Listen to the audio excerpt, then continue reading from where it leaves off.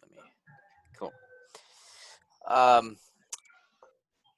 I just posted the notes from our session last week on Facebook, so I apologize. I thought I had done that last week, but had forgotten. So please remind me in the future if you guys don't mind. If you don't see it in the few days after, just let me know. Sometimes I might forget. So you can find them there in your notes. And another thing too, just to let you know, if questions come up that even maybe are not related to our study, maybe we're talking about something from the passage, or you have a question on your mind, maybe a pastoral ministry question or something else, feel free to ask. We've had some good discussions with our brothers from Cagayan. They had some other questions this week, and we actually spent the whole time talking about worship. So had nothing to, well, actually it was connected to, we've been studying John 4 and the Samaritan woman, and Jesus talks about true worship in that passage. So one of the guys asked about it, so we ended up having a whole discussion together about that. So I'm just saying that to let you guys know if there is a important question or something you've been thinking about and may or may not be related to Psalm 99, feel free to ask, and we can encourage one another in that way too. Okay, so just want to put that out there, let you guys know. Or if you guys want to know how to be a movie star, we can ask Pastor Junie about that and see what he tells us. How we can, of course, you're still out of work now, right? The network's still closed, isn't it? ABS. Yeah. So anyway, that's what I wanted to let you guys know about. Are there any questions to start with before we jump into our text? Everyone good? Wow, MacDonald or Eric, I like your beard. It's getting distinguished. You're gonna look like Moses here pretty soon.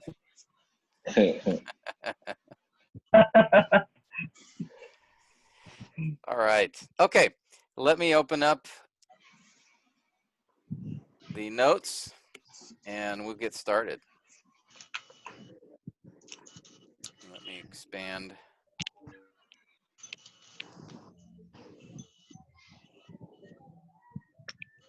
Expand you guys. And then... Okay. Very good. Okay. Well, this is our favorite chart from our class. All right. And again, our focus, we have been focusing on the fourth step because the first three steps focus on the book. We did a psalm, so we're not covering the book as a whole, right? But for every other, let me just remind you, for every other prophetic book or poetic book, excuse me, books that use poetry, you will be studying the whole book. We will be doing those first three steps. So for your Proverbs passage, don't forget that because it is written as a book as a whole, even though there's a collection of Proverbs. There's an overall intent. There's one primary author, though there may be a couple of others as well, but Solomon is predominantly the author, and he's written the purpose at the beginning of the Proverbs. So for Proverbs and every other book in the Bible, you will do those first three steps, except for Psalms. And again, that's because the Psalms are a collection of independent poems. Now, there are a couple of Psalms that are believed to have actually been one Psalm, but were divided into two at some point in history. And Psalm 42 and Psalm 43 are one of them. We're going to look at that from one of our examples today. I think it's Psalm 9 and Psalm 10 is the other possible one, but it is possible that Psalm 42 and 43 originally were one Psalm. But the earliest copy we have of the Hebrew Bible, which comes from about the 9th or 10th century, somewhere in there, shows them as two distinct psalms, but it is very possible they were one psalm at one point. So just keep that in mind, but it's very rare. Essentially, almost every psalm we're confident is an independent psalm, except for, like I said, a couple of possible cases.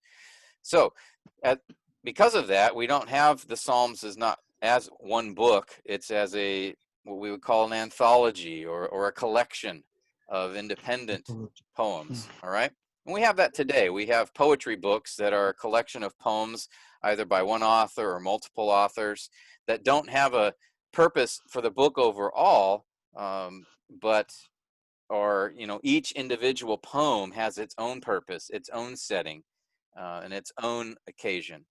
And so in poetic analysis, we uncover that, and we uncover that in the first step of first couple of steps in poetic analysis. Hopefully you can see this.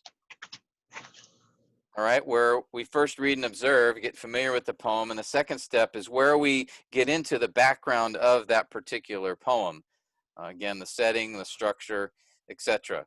And for Psalm 99, again, we have the setting there and the structure. The focus is on temple worship and how God should be exalted as we approach him in worship in the temple for his holiness. It's called an enthronement psalm. We went through that a few weeks ago. Then we followed that with the parallelism that we used or looked at for each verse, if you remember that. And you can go back to our session notes, our handouts, to get details on that. And then last week, we started on the imagery and the poetic devices. And so, again, we're narrowing our focus as we go through the psalm. The beginning of it is just reading and observing. That's very general, all right? That's our approach for every book that we've studied. We start with the reading, making observations, getting familiar with the book, and then we go one layer further in, where the second step is, now let's look at the background and the overall structure of the poem. And so we're looking at it from that perspective. And then the third step, we get even more focused as we look at each individual verse and try to identify the parallelism within each verse. And then the fourth step is a focus from a different angle, where we're looking at the imagery of the poem. What pictures does the poet paint for us? Or videos, like we saw in the example from Joel before. And then what are the poetic devices that the poet uses? So now we're not looking at it from the point of view of parallelism or structure or setting. We're looking at it from the point of view of the figurative language that the poet employs, okay? And that's where we left off last week, where we were looking at the imagery and poetic devices. Let me just remind you of the steps for that process. First, identify the images within the poem. And we did that for Psalm 99. We'll review that in a second. And then the second step, which is where we left off, is identify the figurative language used in the poem. And then thirdly, there's another group of poetic devices that are not figures of speech, but they're devices used within poetry. And so we'll cover that as well. But before we go any further, I'd like us to, again, read this psalm together, and I'll divide it up into three sections here. And let's see who can have read. Let's start with you, Brother Roel. If you could read verses 1 to 3. Brother German, if you can read 4 through 6. And then Junie, if you could read 7 through 9. All right? So, Brother Roel, verses 1 through 3. And remember, this is a poem. Okay, let's read Psalm 99, verse. Yeah. Remember, this is a poem, so we got passion and emotion. All right, let's preach this poem as we read it, okay? Psalms verses 1 to 3. The Lord let the people tremble. Let his enthroned above the cherubim. Let the earth shakes. Let the Lord is great in Zion, and he is exalted above all the peoples. Let them praise you, great and awesome name. Holy is he. The king's strength also loves justice. You have established equity. You have executed justice and righteousness in Jacob. Exalt the Lord our God and worship at his footstool. He is holy. And verse 6. Moses and Aaron were among his priests, and Samuel was among those who called upon his name. They called upon the Lord, and he answered them. Verse 7, he spoke to them in the pillar of cloud. They kept his testimonies and the statute that he gave them. O Lord our God, you answer them. You were a forgiving God to them, and yet an avenger of their evil deeds. Exalt the Lord our God and worship at his holy hill, for holy is the Lord our God. Great. Thank you. Now, we talked about the images within the poem, and let me just remind you, when we talk about the imagery, it's more than just saying what images are there. It's more than just saying there's an image of a shepherd, or an image of a king on the throne, or the image of a warrior in battle. We want to not only identify the image, but we also want to understand those images are meant to express a point or an idea or a meaning from the author. And so I have these additional questions just to remind you guys that when you're doing the imagery analysis, to be also thinking about not just what the picture is, but what would that picture say to the original audience? What would the significance of that be? What emotions are communicated in that picture or in that image? And how would they affect our understanding of the poem? So again, just as a reminder, the imagery that we're looking for is not just to say, oh, this is the picture, but what is the impact of that picture? What's the significance of that picture, especially on the original audience? Okay. Any questions on that? Want to make sure we're all up to speed. All right. So keep that in mind. And for this particular poem, who can remember, there were two primary images that we have talked about and discussed. Can anyone remember what those two primary images were and what they communicated?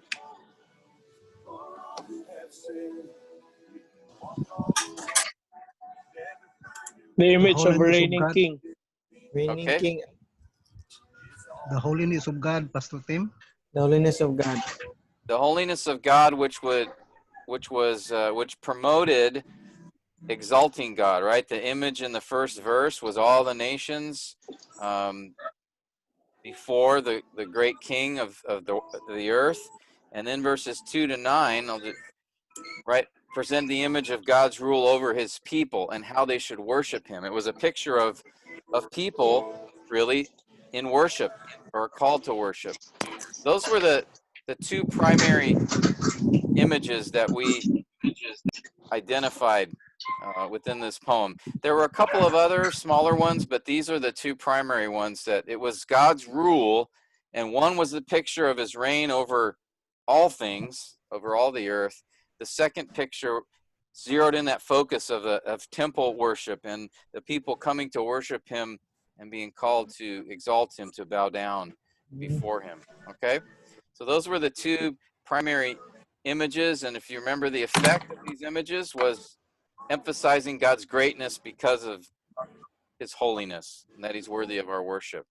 All right, it was a exaltation of God. Images of God's aboveness, of his greatness, is the focus in this psalm. All right, any other comments or thoughts? Again, this is all by way of review, but just want to catch everyone up to speed because I know not everybody's been able to attend each session. Okay, good. Now, let's get back to where we left off last week, and that was the topic of figurative language. And we went through last week and we covered several different figures of speech. All right?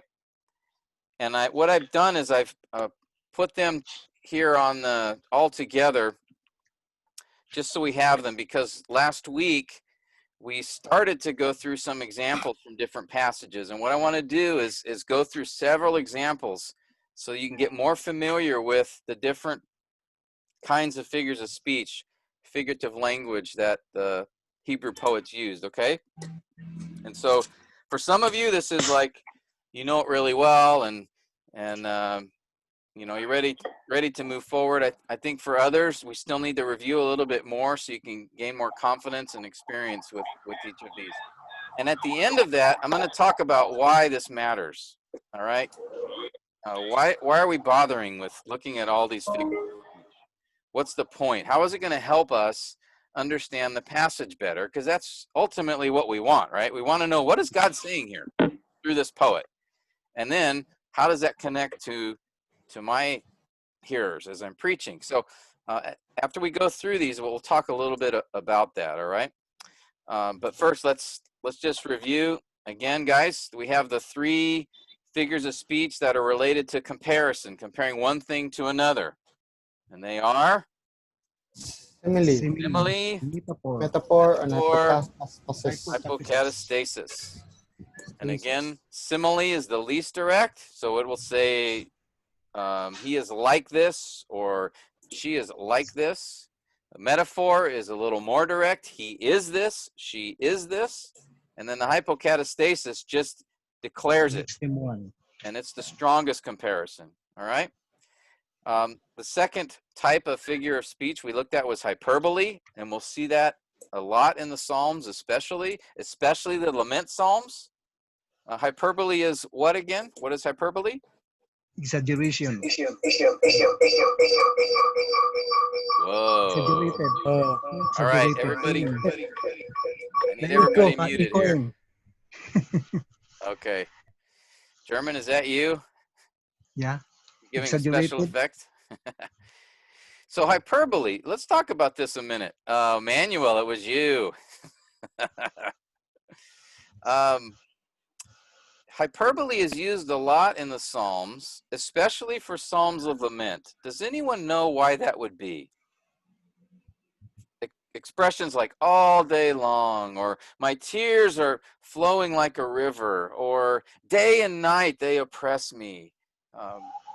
Why would lament Psalms tend to have more hyperbole in them? What do you guys think? To help us see the emotion that the author is going through. Yeah, the exaggeration heightens the emotion, doesn't it? Now, why would that be the case? Why would a psalm of lament be, why would we expect that type of a psalm to have that effect, to use hyperbole more?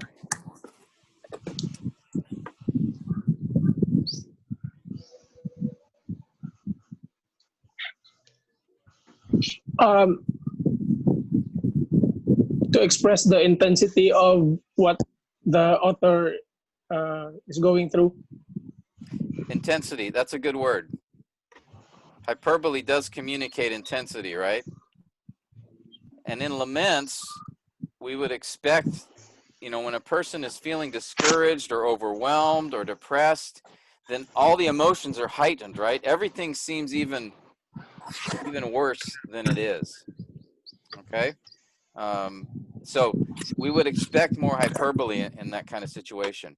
A third type of figure of speech is attributing features. All right?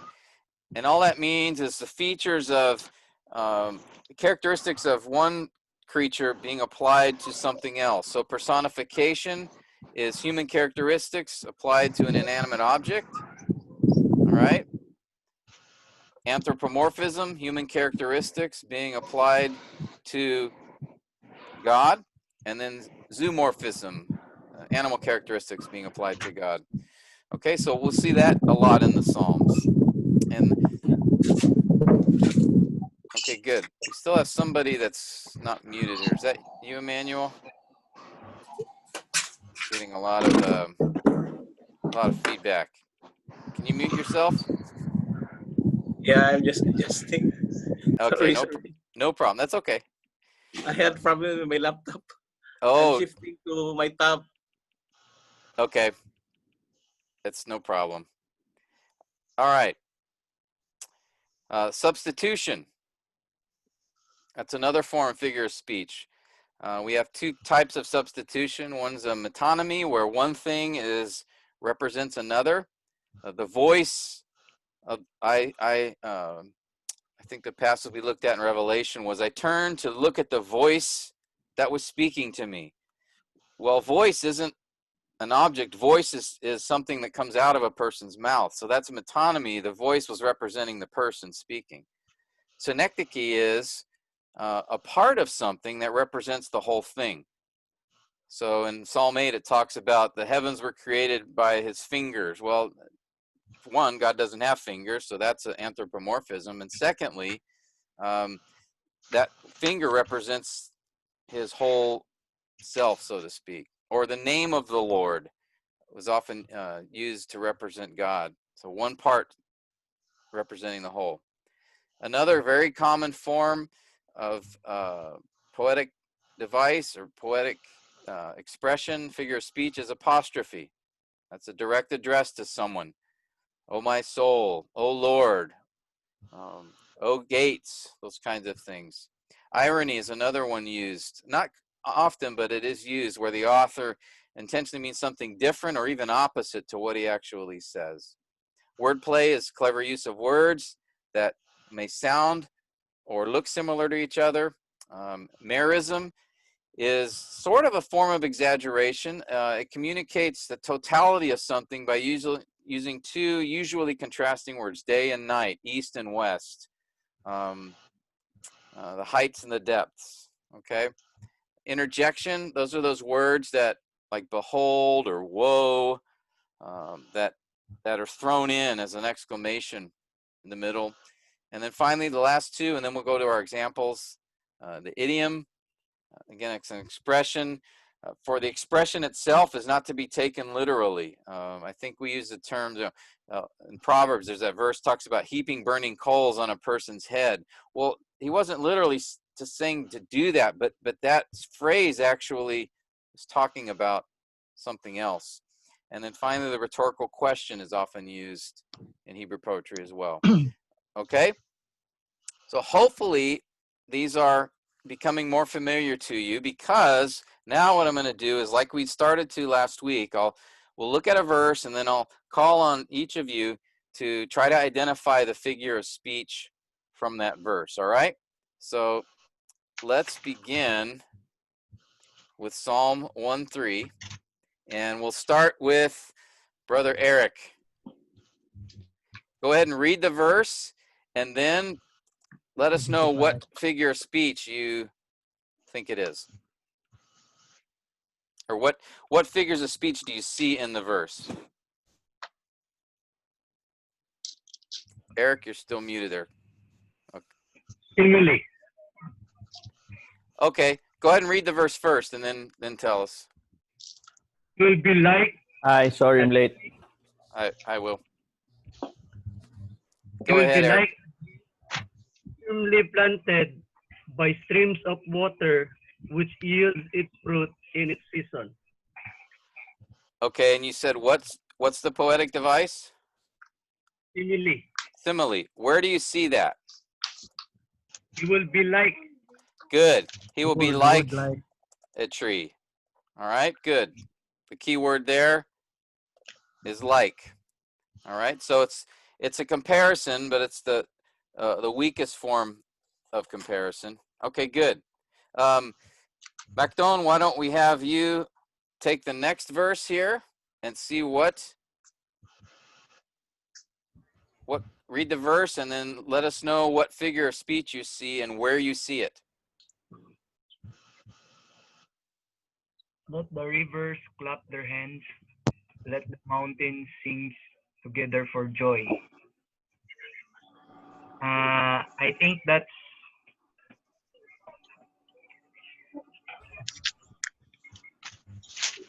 personification. No, you're right. Very good. Personification. Where do you see that? Rivers clapping their hands. Yeah, rivers clap their hands. And is that the only personification? No, mountains sing together for joy. Yeah, the mountains singing. I haven't heard a mountain sing before. So this is a human characteristic being applied to an inanimate object. All right? Okay, very good. Pastor Rex, can you please take the next passage? Let us know what figure of speech you see here.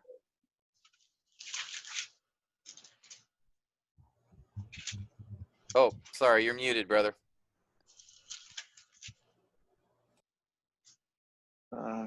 For I will not trust in my bow, nor will my sword save me. Wait.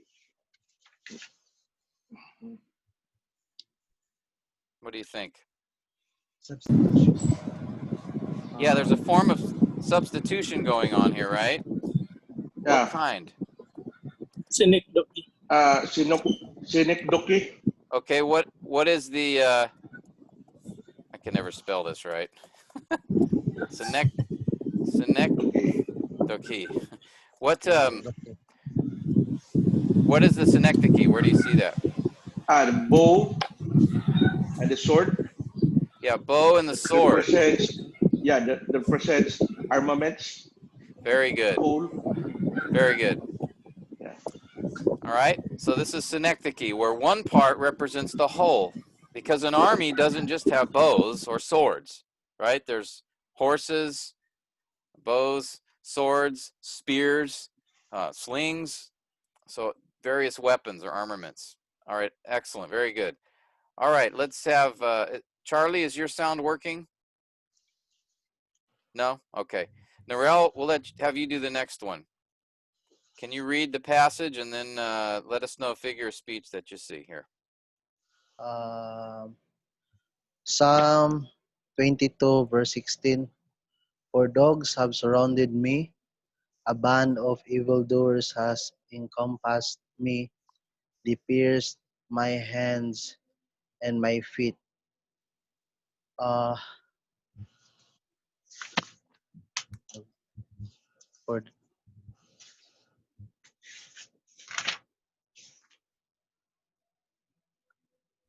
Yeah, this is a little bit tougher, isn't it? yes. Okay. Hypostasis. Substitution. Oh, we're getting somebody's trying to throw hints in here. I think it is irony. Okay. For dogs have surrounded. I'll give you a hint. I see one device here. Wordplay. Dogs. Irony. I hear wordplay, I hear irony.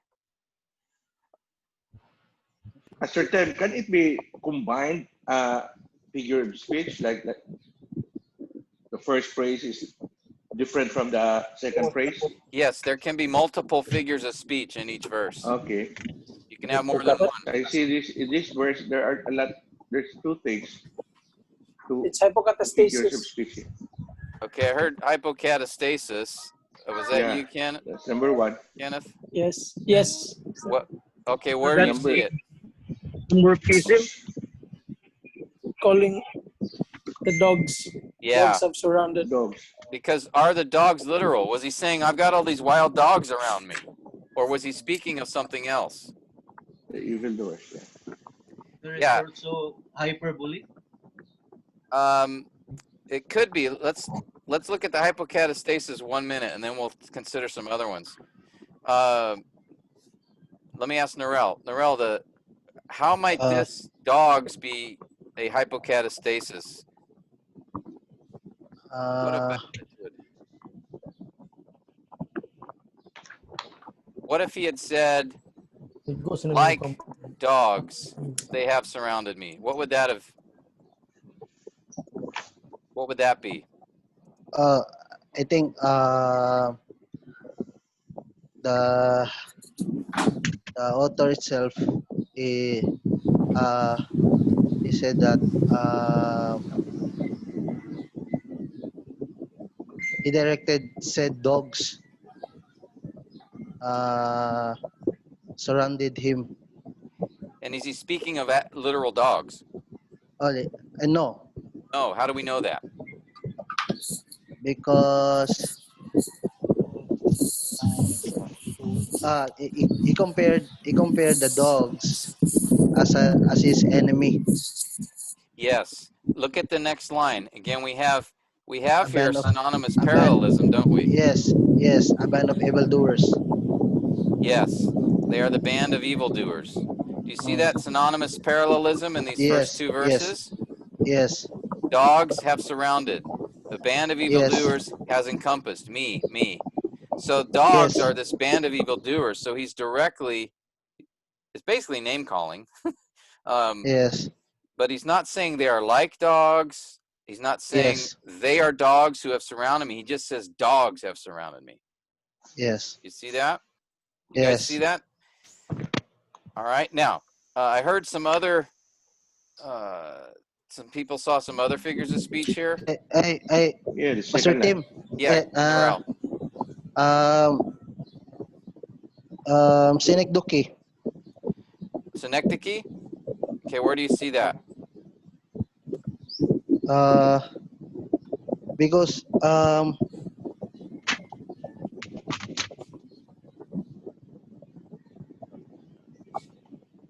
never mind, Pastor Tim. Okay, no problem. Pastor Tim. Yeah. Two things. If it is hypocatastasis, then it should be a strongest comparison. Correct. So where is it being compared?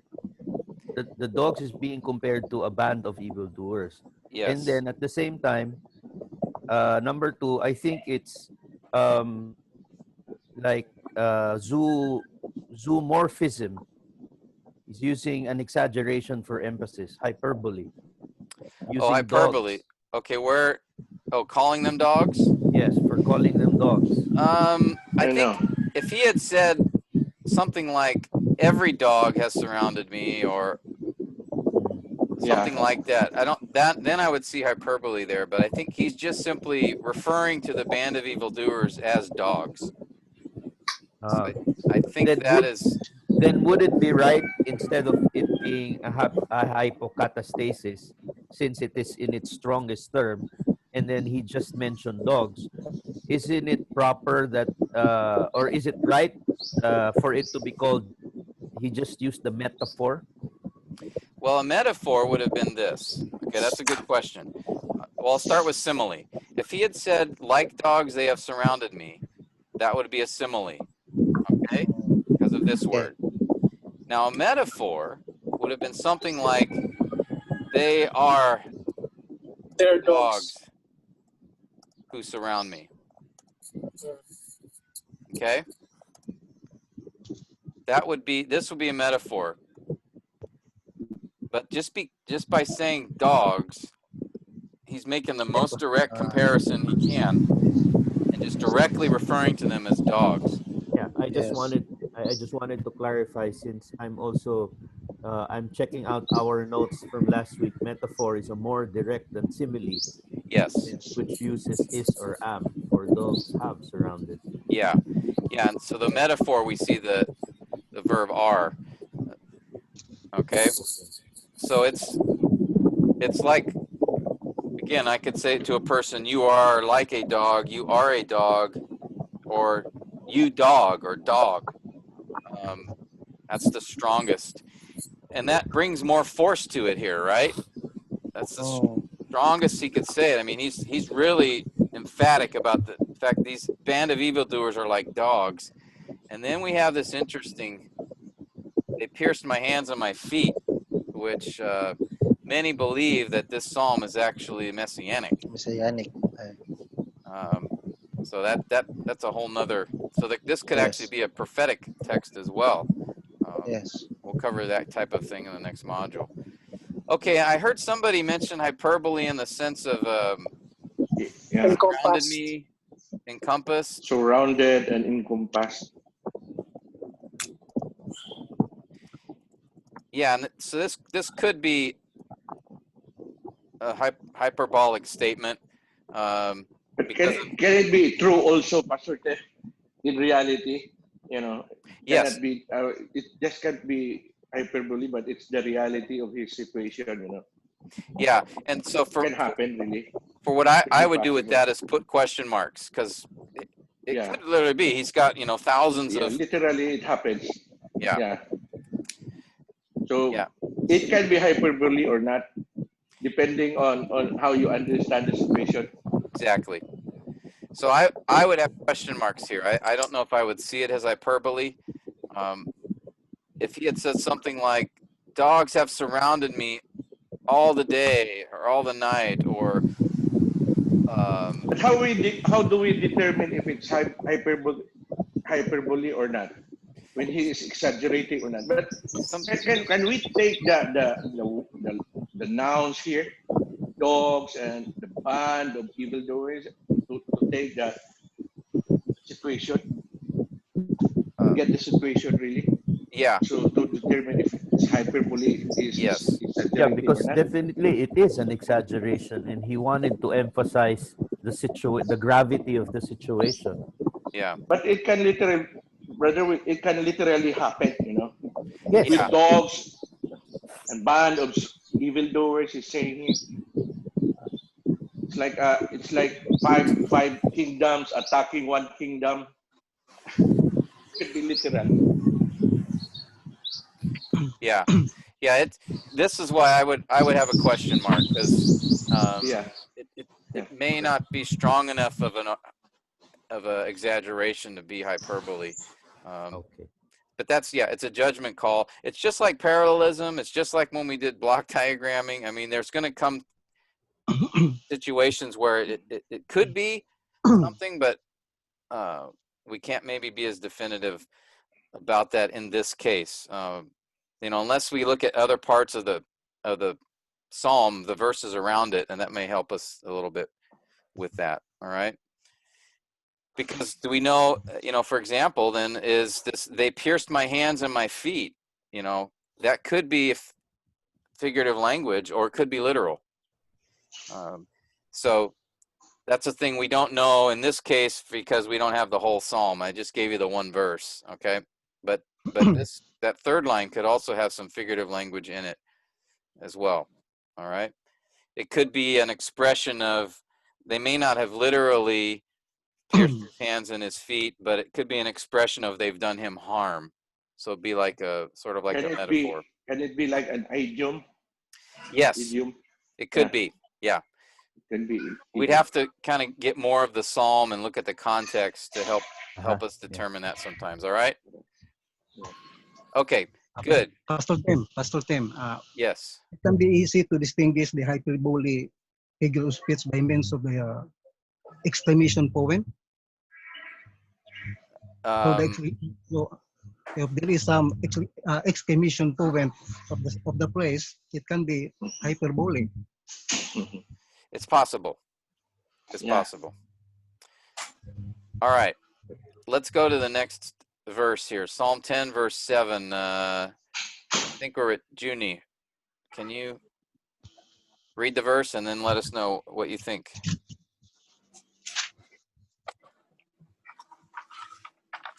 You're muted, brother. I'm sorry. Psalm 10:7. His mouth is full of curses and deceit and oppression. Under his tongue is mischief and wickedness. All right. What's this? His mouth is full of curses and deceit and oppression. Mischief. Irony. We'll let Pastor June go first. What do you think? Then we'll open it up. Well, Pastor Tim, I'm figuring this out. Yeah, go ahead. It's okay.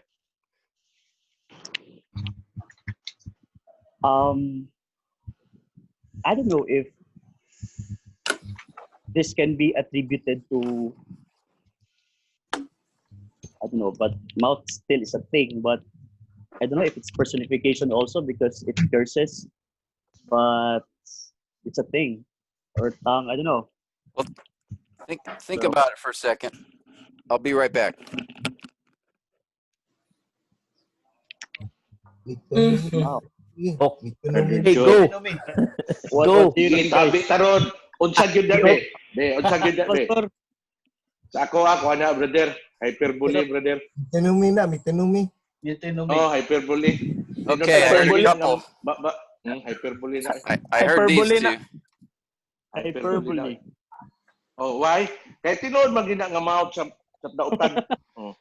Tinuod siya da nga kuan. All right, Okay, I heard those two. sorry. Yeah, hyperbole Who has a said point also, Pastor. who said metonymy? I think it's metonymy. Okay, The where do you mouth, see metonymy? the whole being. The mouth. The mouth represent the whole person because the mouth itself cannot oppress. Kida, It can oppress, but I think it if it represents. represents the whole, Okay, look it. or it could be synecdoche, right? Because it's one part representing the whole. But I think metonymy makes more sense here because he's saying that his mouth is doing something when it's not. His mouth isn't actually what's full of the curses and deceit, right? What is full of the curses and deceit? Heart. His heart, and not his literal heart, right? Yeah. His being. His being, his spirit. So mouth equals the whole person, or I think more accurately, his soul and spirit, or the biblical term heart. All right, we still got somebody that's giving us background noise here. Let me see. Kindly mute your I'm going to Oh, start you're kicking. muting. All right. I think that got it. Okay. So I think metonymy here, because he's saying his mouth is full of curses and deceit, but actually it's his heart. His heart that's the problem. The curses are coming out of his heart, right? Remember Jesus said, out of the heart the mouth speaks. So but here he says mouth because that's the source, or the not source, it's the vehicle in which these curses come out, but they're not the source of it. Same with the tongue, right? The tongue is also metonymy here.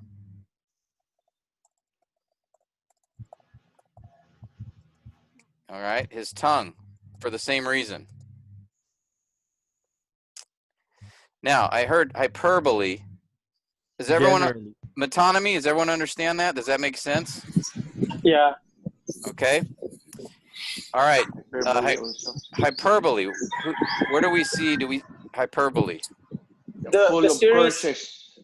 Yeah. Full of curses. Full of curses. Personification, attributing a human characteristic to an inanimate object. Well, the mouth though is a human. Person. It's a part of a human anatomy. So I would not see personification here, unless it had said the mouth of the tree or something like that. Here it's talking about a human being's mouth, so there's no personification here. But I think there is hyperbole given the word full of. So it's this idea of everything, is overflowing with curses and deceit and oppression. All right. Oh, we still have a. Ihawa ng manok. Yeah, whose manok is that? Someone's getting ready for lechon manok. Ihawa na, papapanood ko na to. Getting ready for a Really, local cockfight. From the neighborhood. Okay. All right, let's move on to the next one. Brother Rommel, can you take the next one for us? Psalm 2, verse 10. Psalm 2, verse 10. Now therefore, O kings, show discernment. Take warning, O judges of the earth. What do you see here? Now therefore, be wise. O kings, show discernment.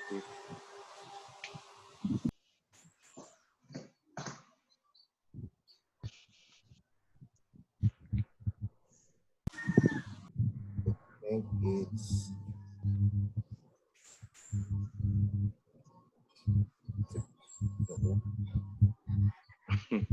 personification. It's Hero. apostrophe. Yeah, whenever you see this word "o," Oh, apostrophe. yeah, that's oops. Direct address. No? Yeah, Apostrophe. apostrophe. Interjection. O kings. No, this would go under the form of apostrophe. Interjection might be something like, O kings, watch out. Or, behold, O kings. Or, woe upon you, O judges. Okay, that would be the idea of interjection. But here O kings, O judges, it's a direct address.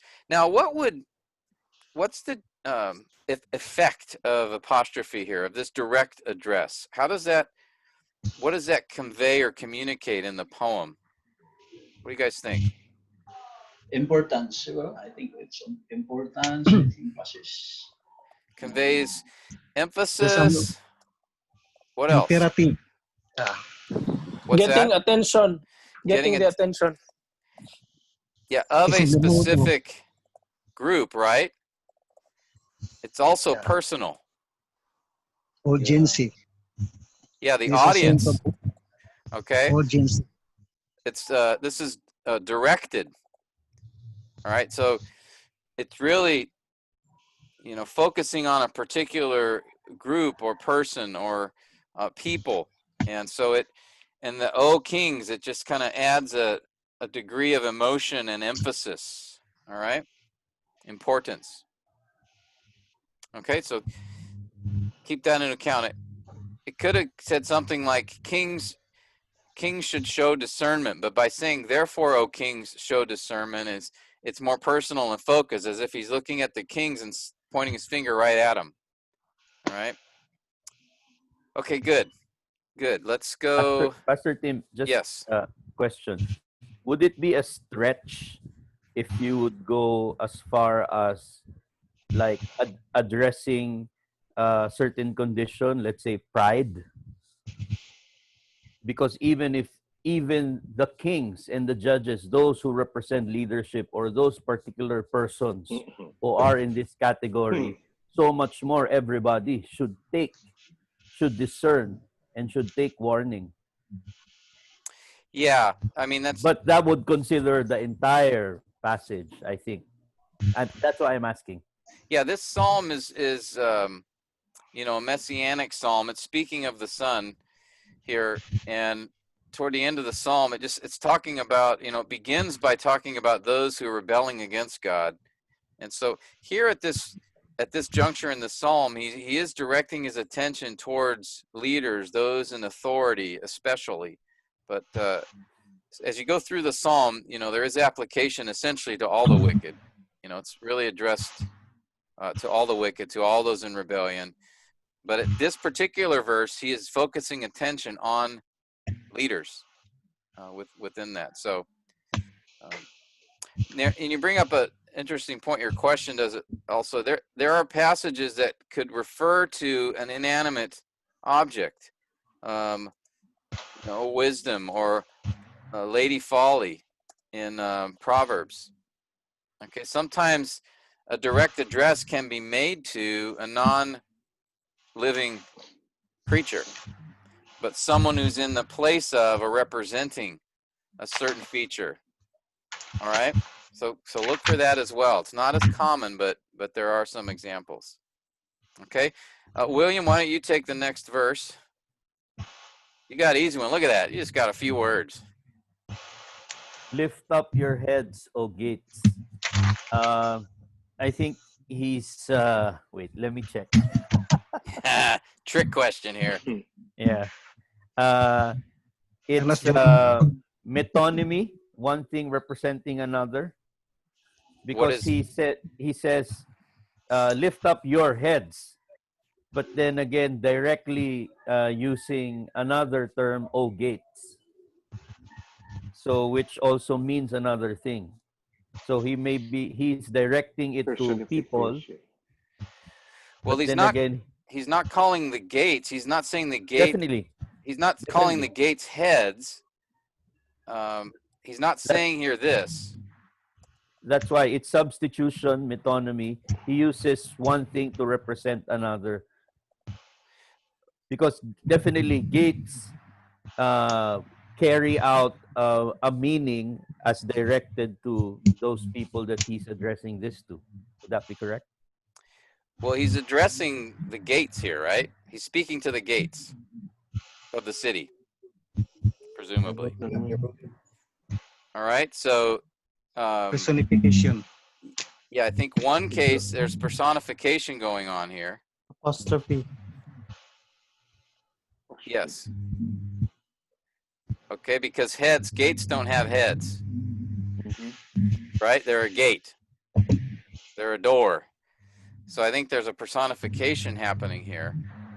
But I don't think he's not substituting heads for gates. He's telling the gates to lift up their heads. So it's Now, it's personification. It's like telling the trees to, to clap their hand, or the rivers, in that last verse, to clap their hands. So he wasn't saying the rivers were hands, but he was telling the rivers to clap their hands. Here he's telling the gates to lift up their heads. That's a personification. Right? Do you see that? Can it be synecdoche, Pastor Ted?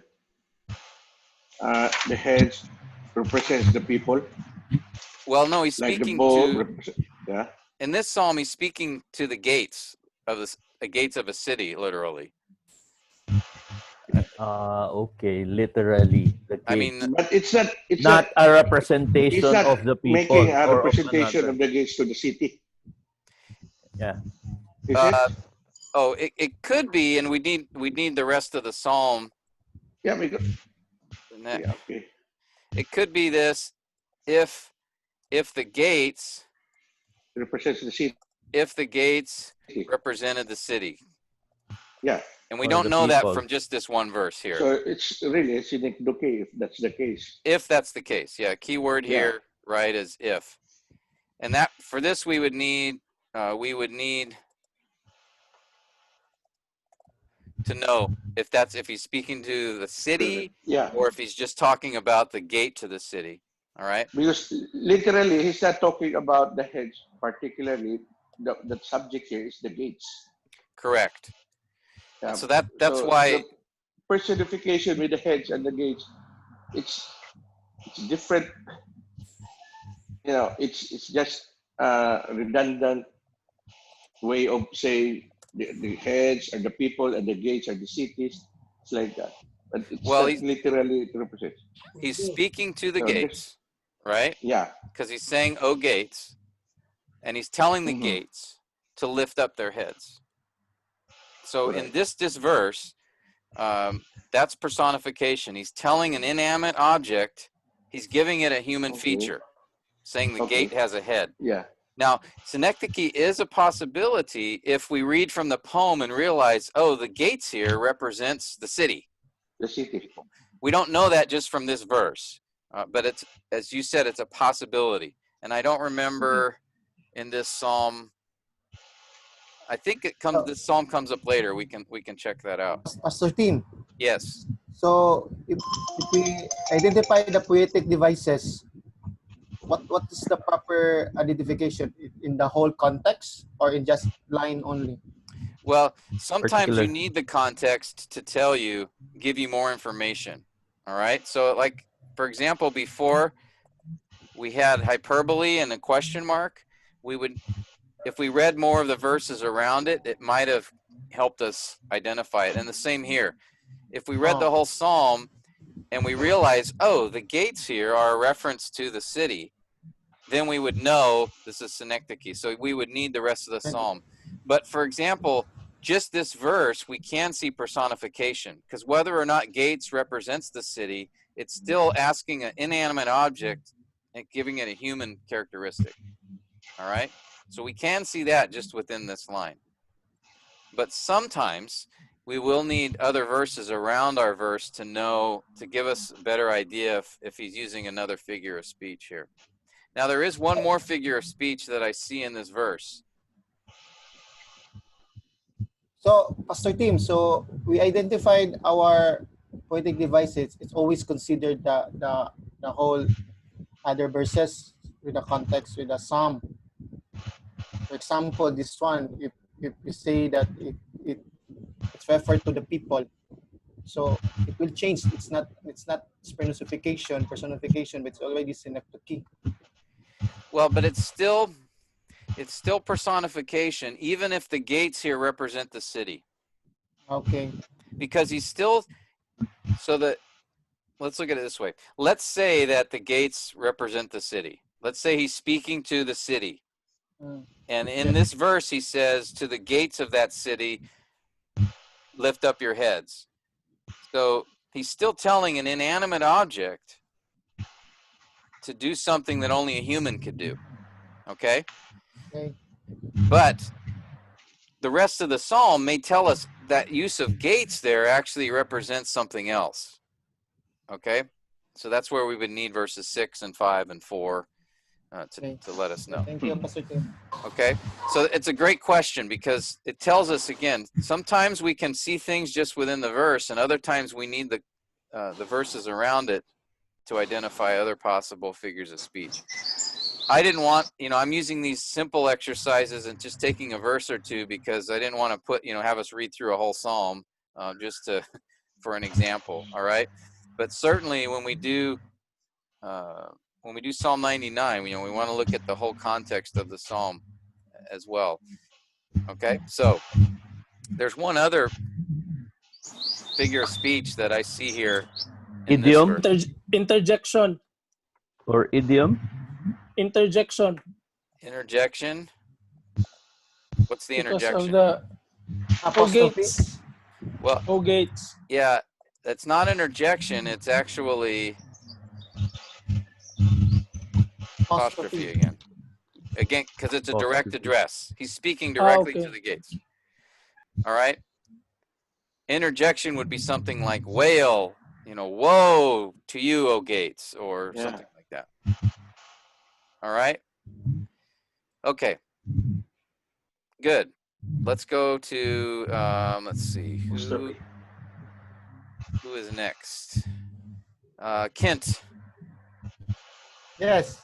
Proverbs 17:22. You want to read that and tell us what you see? Joyful heart is good medicine.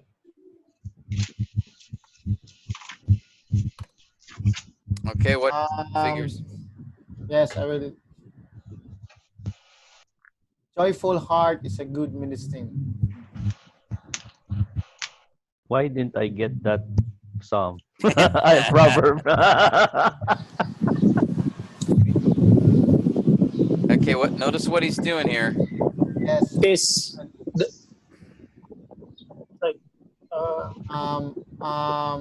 a joyful heart is a good medicine. Metaphor. A metaphor. Metaphor. Where do you see that? A joyful heart is good medicine. Yeah, it's a comparison, right? Yes. He's comparing a joyful heart to good medicine, and the metaphor because he uses the word is. Again, if he had said a joyful heart is like.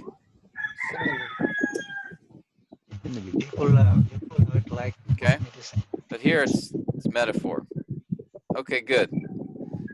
That one's pretty straightforward. All right. Let's see. Okay. All right. Pastor Jason, can I ask you to do this next one here? Oops, you're still muted there.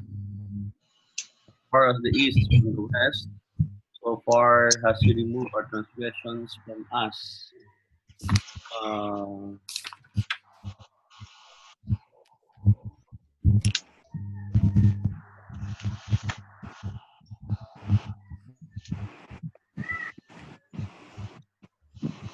I don't think this is hyperbole. There's another one. I think that's Mayor. Yes, Mayor Ism. Mayor Ism. Okay, what's the Mayor Ism? Again, tell us, remind us what Mayor Ism is first. What is Mayor Ism? Two extremes conveying the whole. Okay, the totality of it. Yeah. Okay, so what is the Mayor Ism here? East and west. Yes. So basically, yeah, from far one direction to the other, like as extreme as you could go. In fact, you know, there is no distance between east and west, right? I mean, it's not even a possibility to measure how far the east is from the west. Okay, so this is, yeah, good, a Mayor Ism. It represents totality, and in a sense, it's hyperbole too, right? Yeah. In a sense, but since we're speaking about sin here, God, who's an infinite God, can remove it an infinite distance. All right. All right. Good.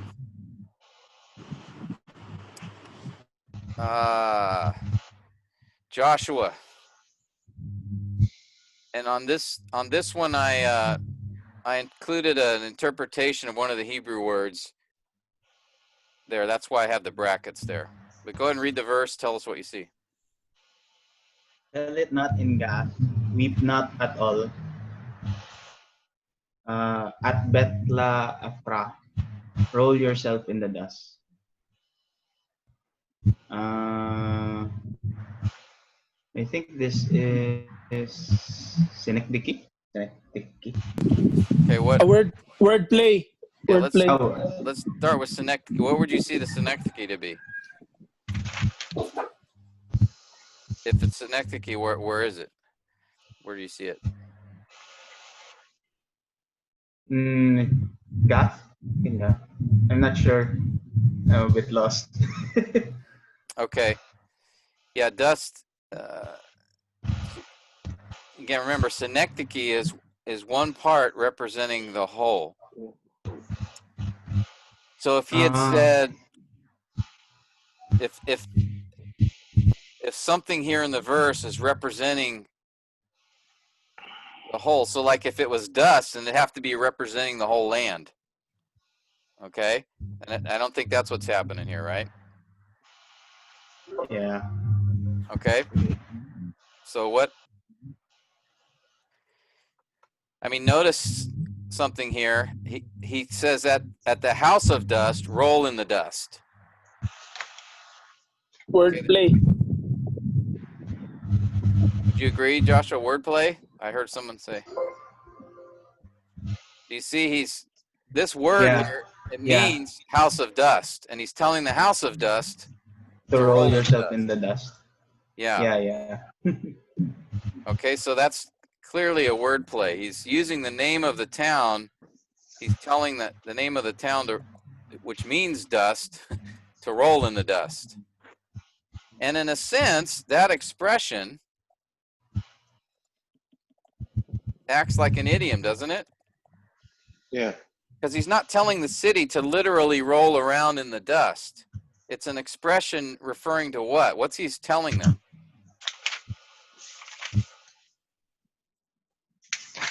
To repent. Possibly to repent.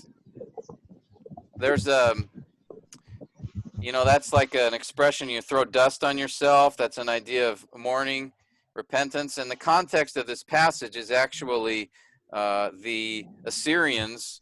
It was a prediction of the Assyrians wiping out all of these various cities in Israel.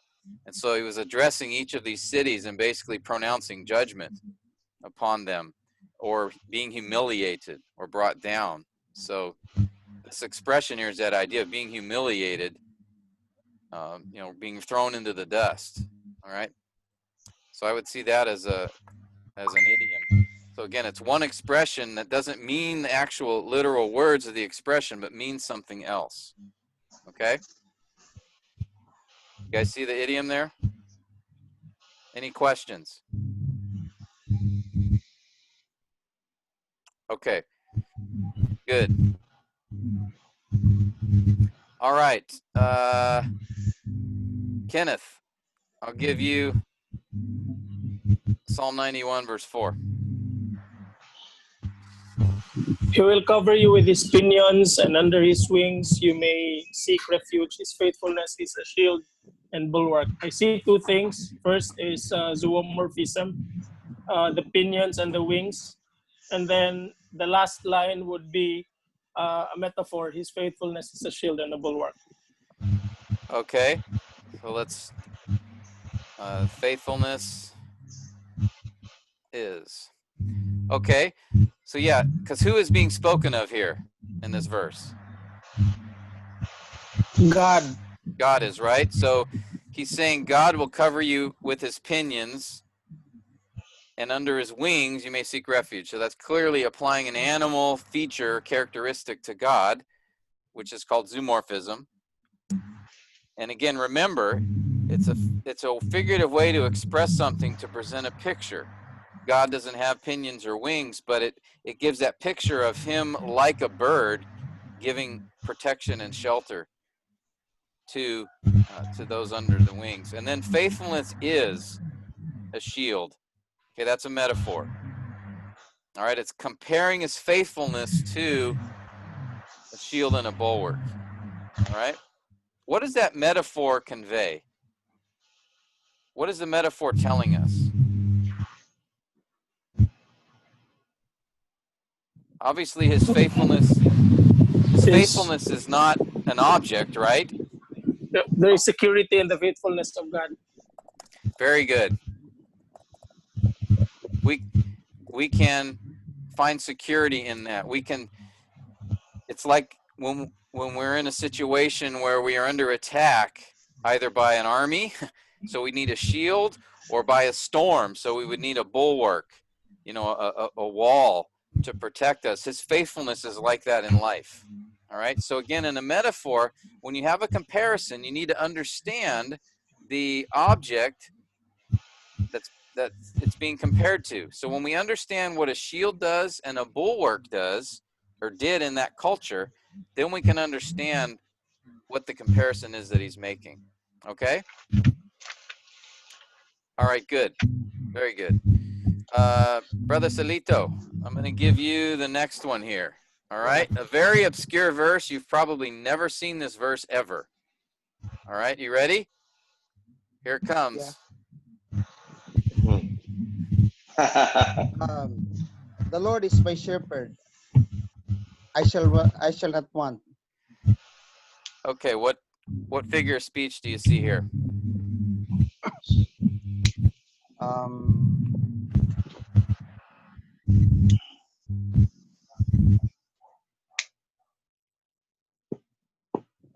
I cry.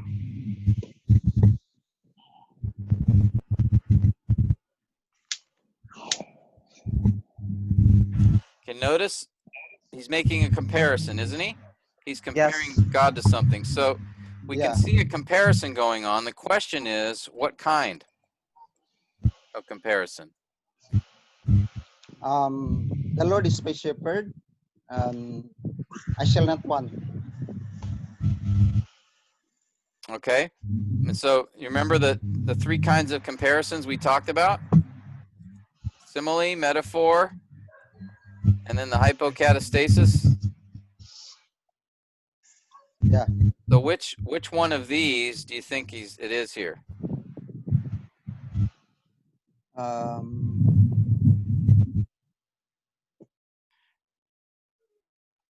A shepherd and I shall not want. Okay, so remember, a simile would have the word like in it or as, and a metaphor would be a more direct comparison, like saying is or are. Okay, did we lose? Oh, there you are. So as we look at this verse, he's saying the Lord, notice that word is. Okay, he didn't say the Lord is like my shepherd. He said the Lord is my shepherd. Okay, so that would make this comparison, the comparison that he's doing here is a metaphor. Okay, God is not my literal shepherd. He doesn't have a staff and he's not herding me around a field, literally. But he's comparing God here to a shepherd. And what does a shepherd do? Right? A shepherd protects, feeds, cares for, leads. And so he's using this comparison and saying God is my shepherd. So it's a strong comparison because it's using a metaphor here. He's saying is. All right? The Lord is my shepherd. Okay. We'll see lots of metaphors and similes in poetry, a lot. And in fact, we'll see a lot of that used in the Gospels. Several metaphors Jesus used of himself. And so metaphors are a pretty common type of comparison that are used because it's a more expressive way to communicate a truth. The psalmist here could have said, God is my protector and source of my nourishment. All right? God feeds me and protects me, he could have said. But to say the Lord is my shepherd, to make that comparison, here's a form of imagery being used, isn't it? Now we have a picture in our mind of a shepherd. And so this metaphors often do that. They give you a quick picture, and that picture tells us something about the person being compared to it. Okay? So metaphor is very important that you see these in poetry. All right. This is a little bit, few more verses we got here. You guys are switching order on me. Brother Jed, are you there? Team, yes. All right, I'm going to give this one to you. Job 38, 18 to 21. Can you read it and then tell us what figure of speech you see here? Have you understood the expanse of the earth? Tell me, if you know all this, where is the way the dwelling of light, and darkness where its place? You know, for you will pour death, and the number of your days great.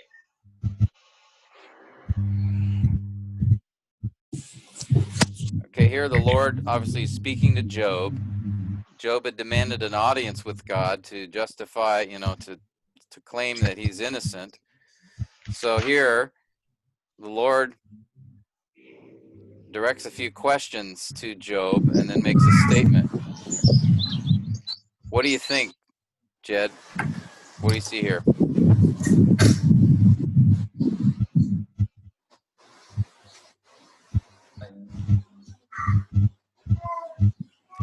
Look especially at 21, verse 21. Is it? I guess. Sorry, Jed, I didn't hear. What'd you say? Narration. Okay, Mayor Ism. Where would you see Mayor Ism here?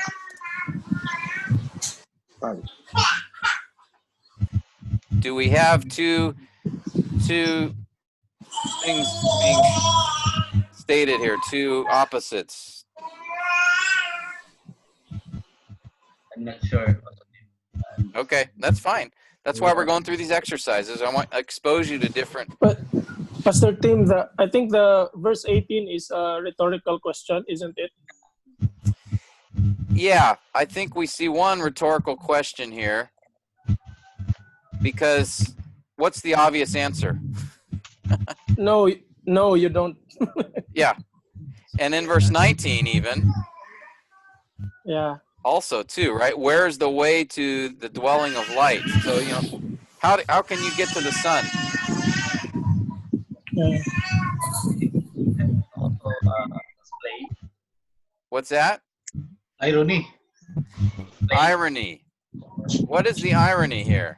Verse 21. Yeah, what is God saying? He is saying that, for you were born, then the number of your days, which is obviously we do not know. Yeah, God's basically making a statement here, saying, so, Job, you clearly know everything.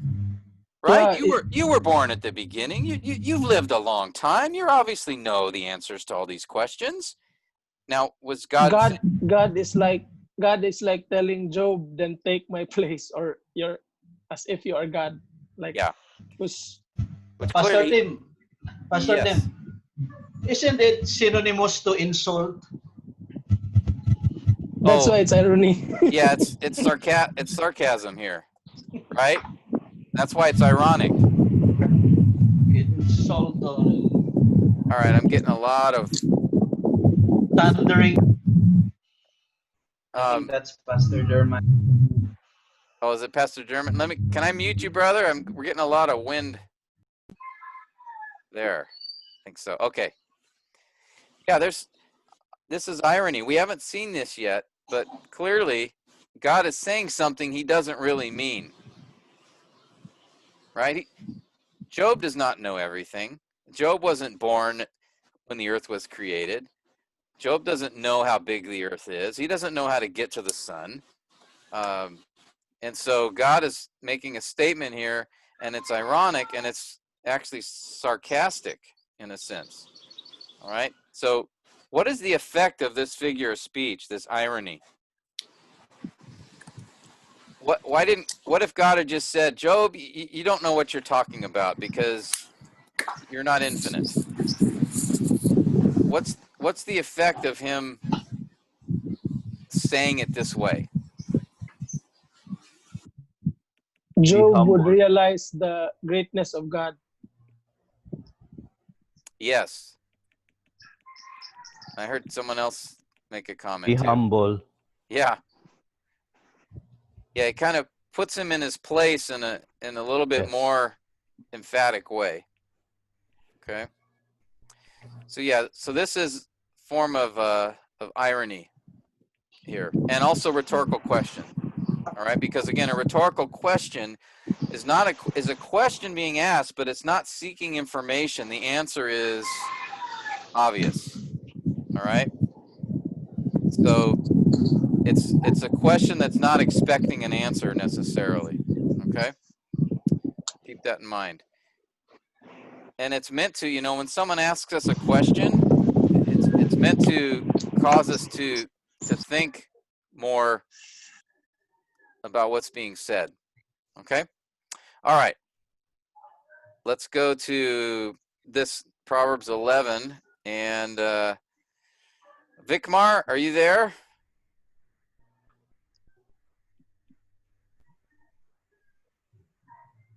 Yes. Hey, can you do verse Proverbs 11:22 here? Like Proverbs 11:22, like a gold ring in a pig's snout is a beautiful woman without discretion. Its comparison as simile, like. Very good.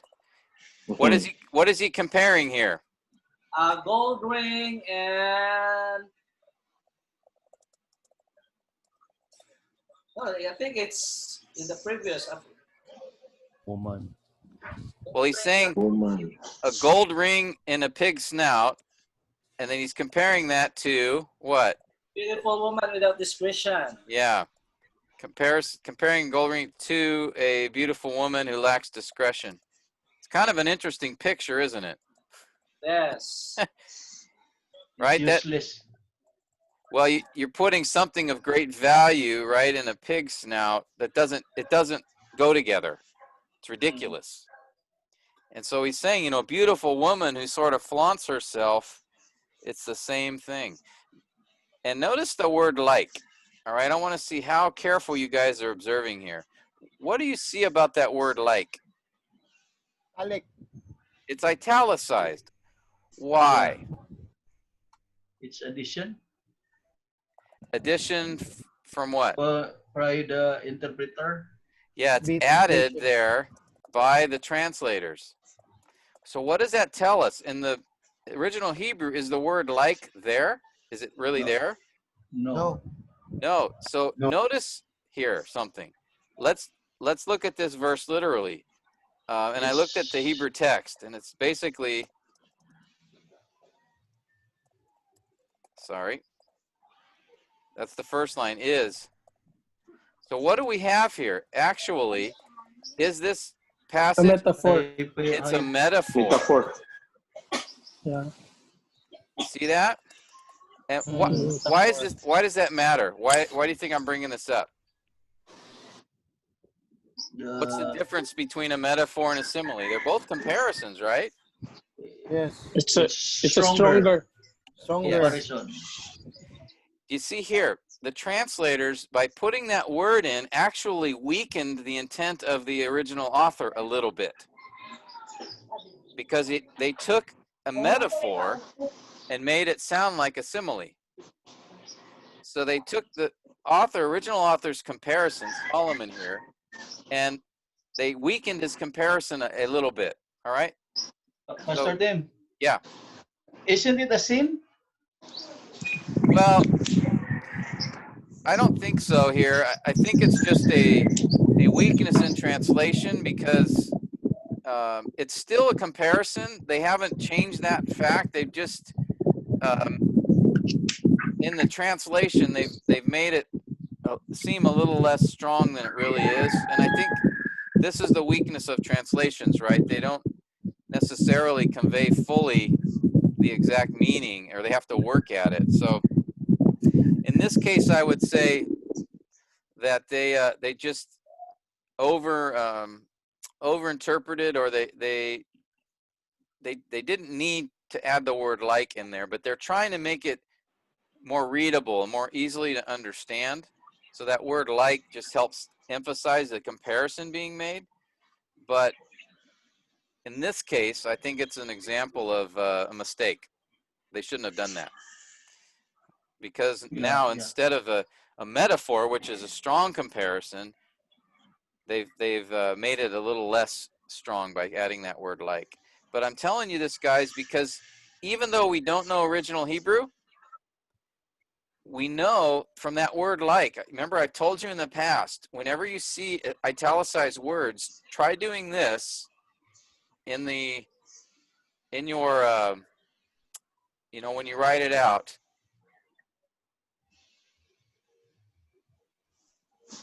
Just pretend like it isn't there and see what you find from the verse. I told you to do this with structural diagram. So when we do that, when we just ignore the word like, because the translators are telling us they added that word. They're trying to make it more readable, trying to make it more understandable, but they're at least admitting they added that word in. And so what we can do is say, well, let's just take it out. It's not in the original anyway. If we take it out, what do we see? And in this case, we still understand this verse is making a comparison, but now we see that comparison is actually a stronger one than the translation. It's a metaphor. All right? So always pay attention to what the translator's doing. If you see a word in italics, or sometimes they'll have a footnote. Now, and this is again why I really like the New American Standard, because they do the italics. Many other translations don't do that.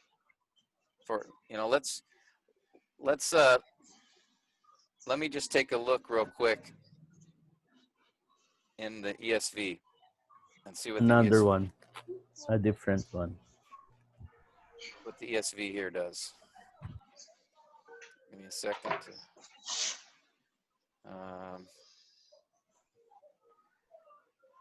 What's the passage again?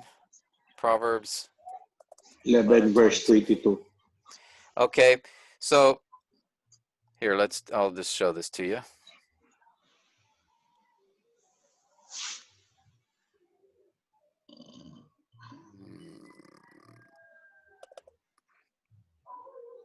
Okay, do you guys see the text here?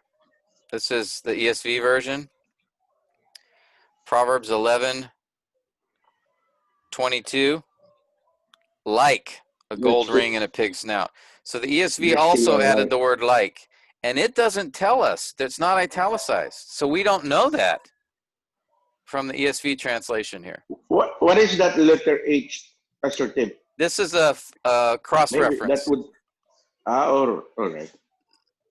So it's difficult here to really understand the original. Yeah. Because it's not italic.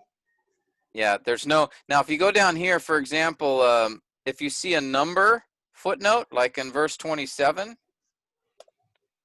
that's telling you an alternative translation to that word favor. All right. So the ESV will have sometime, or if sometimes it'll have a footnote and say literally another word. But this is why I really like the New American Standard. NIV, let's see what the NIV did. Yep, see the NIV also said in verse 22, like a gold ring. New King James. Now notice here, the New King James says as, but notice it's in italics.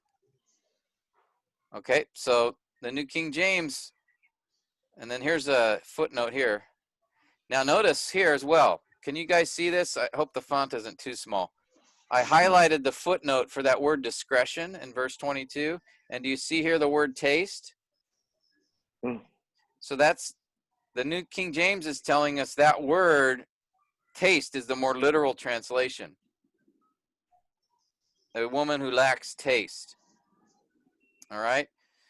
So just keep in mind that this is why I've told you guys before, I really like the New American Standard for this exegetical study.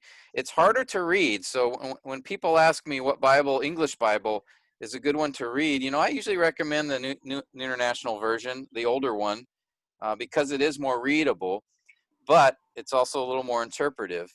Of course, the ESV is an excellent translation to read, but the problem I have with the ESV for doing this type of study is it doesn't italicize words, and so we don't know when they've, you know, added a word into the translation to make it more readable.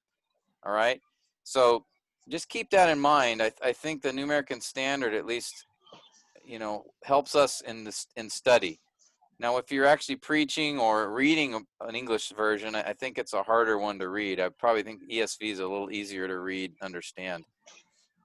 But for the purposes of what we're doing in exegetical study, I would recommend you guys using the New American Standard if you can, okay? All right. Any questions on that?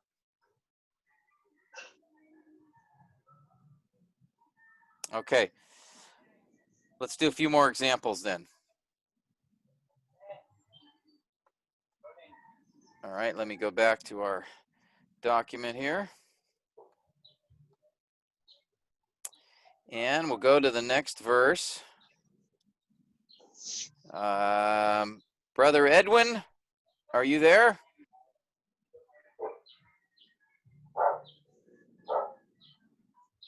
Is Brother Edwin there?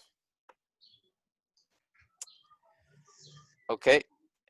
He's probably watching his baby for a minute here. How about Brother Ruel? Can we have you do the next verse? My help comes from the Lord, who made the heavens and earth. Okay, do you see any figures of speech there?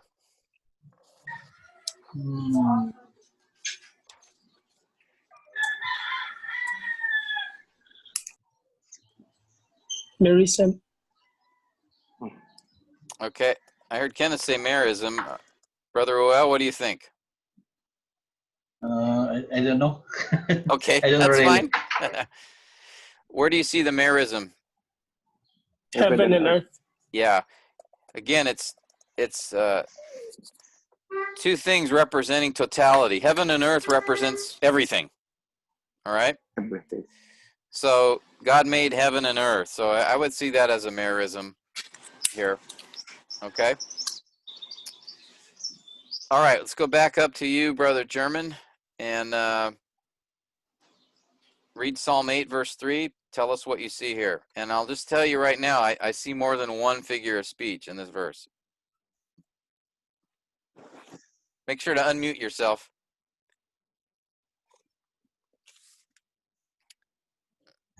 Oh, let me help him out. When I consider your heavens, that is the moon and the stars, merism. Okay, yeah, I think so. Merism, the moon, and the stars, and maybe even we could throw in heavens, since that's the parallel.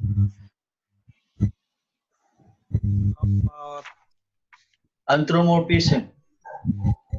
Okay, anthropomorphism. Where do we see that? Anthropomorphism. Yeah, fingers, right? Finger. because it's Yeah, speaking here fingers. about God, right? Your heavens, your fingers. God doesn't have fingers, but it's a human feature. Now, what do fingers do? And this is a very interesting verse, by the way. Normally, you see the term work of your hands when it's talking about It's also creation. metonymy at the same time.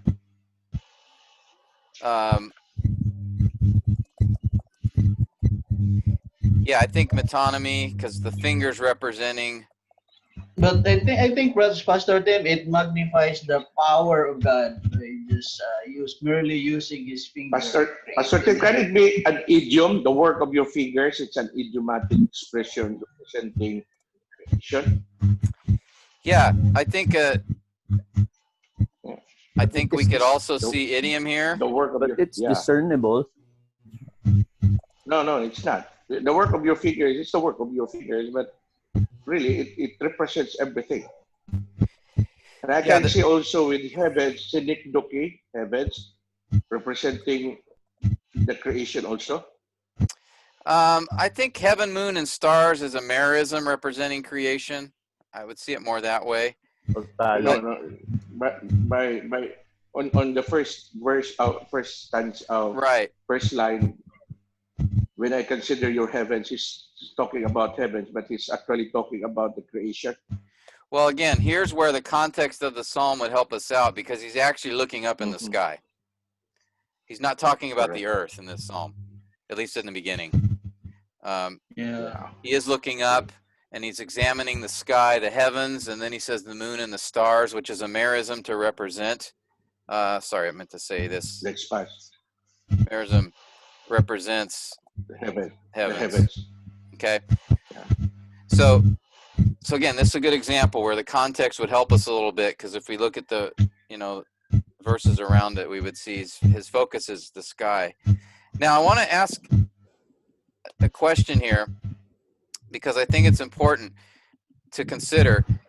When I studied this psalm, God's fingers involved in creation, that term is used rarely. I think there's only one other passage, if I remember right, it's usually the work of your hands is the expression often used when speaking of God's creative work. So here, though, he changed it. He said fingers.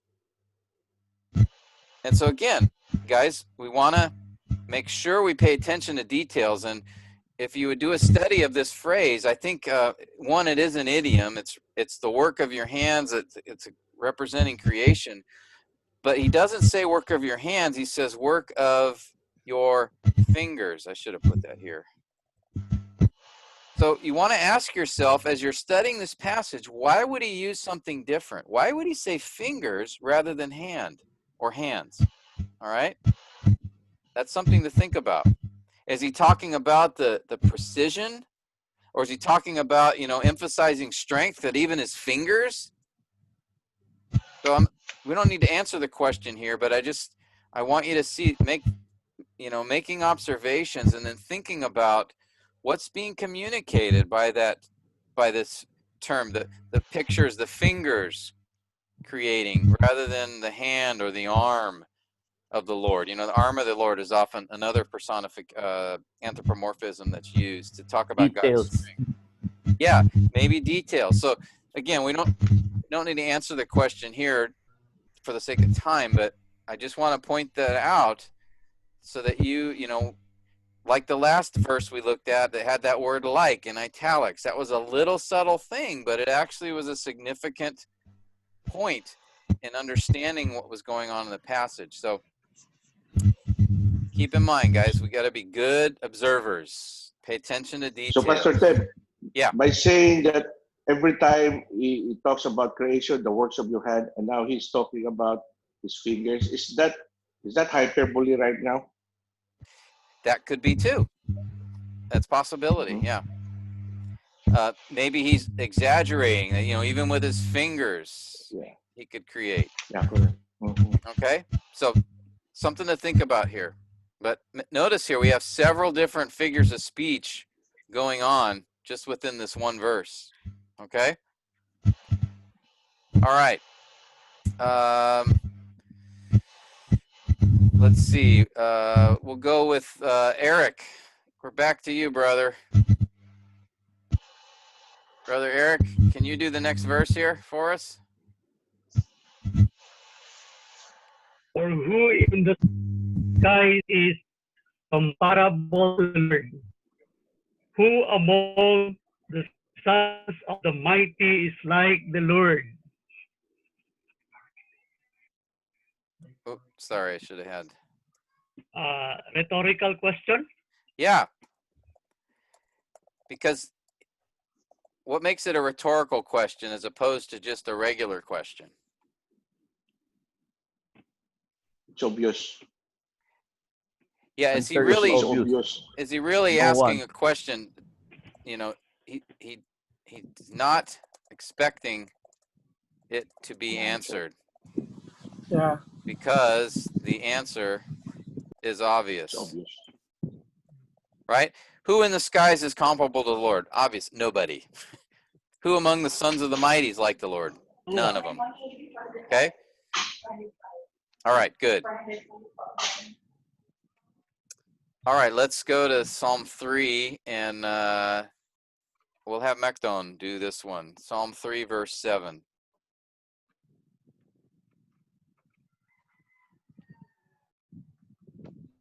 Uh-oh, they're frozen. Oh, there you are.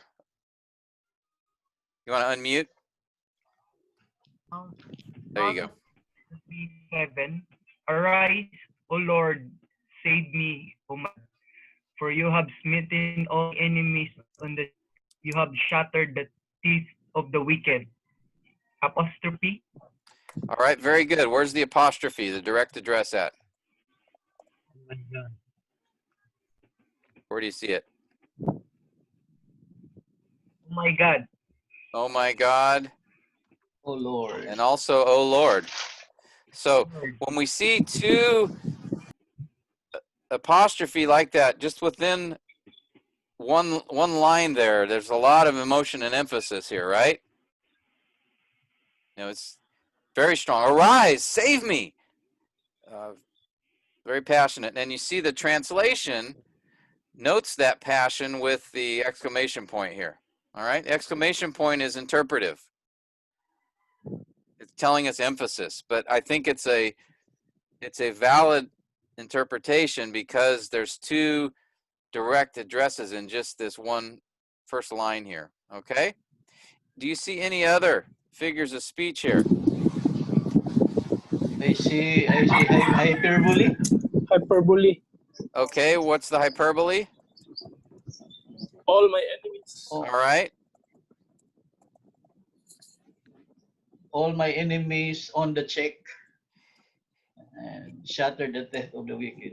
Yeah, there's another, that's another figure of speech here. Metonymy. Metonymy, or I might even go with idiom. All right. Idiom. Smitten on the cheek. I mean, did God literally come up and slap him on the face? No, no. No, it's an idiom, an expression, right? Of either humiliation, defeat, harm. And we see another idiom in the next line, don't we? Shattered the teeth.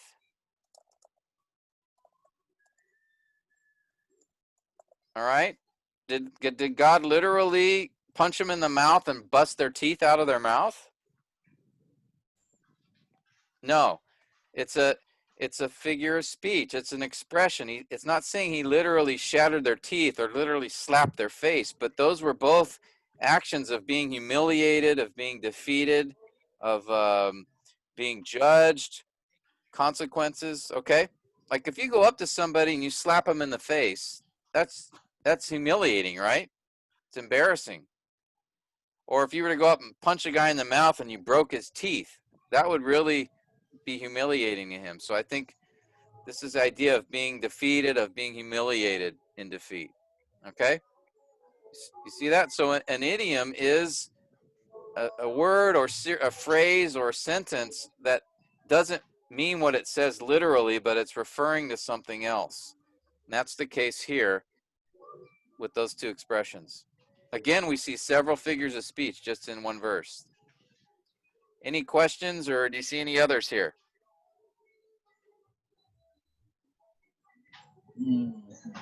Okay, I think that's captured him. All right, Kent, let me ask you to do this one. Proverbs 9:1. Wisdom has built her house. She has hewn out her 7 pillars. Wisdom has built her house. Personification. Yeah, personification. What do you think, Kent? I'm hearing personification. Would you agree with that? Yes. What's the personification? Attributing human characteristic. Yeah. Wisdom. Giving wisdom. Right? Is there a literal creature or person called wisdom that can build something? Yes. Yeah, it's speaking of that idea of someone with wisdom, but here it's personifying wisdom as if she were a woman who's building a house. And later in chapter 9, it personifies Lady Folly. So there's a wisdom is described as a woman who is accomplishing great things, and folly is described also as a woman who does the opposite. Okay? So here it's personification, and it's regarding wisdom. All right. Pastor Tim? Yes. Can you give us the reason why the wisdom is personified here, represented as a woman by Solomon himself? Well, what is the effect of personification? I mean, again, here he's drawing a picture, isn't he? What's the picture in this verse?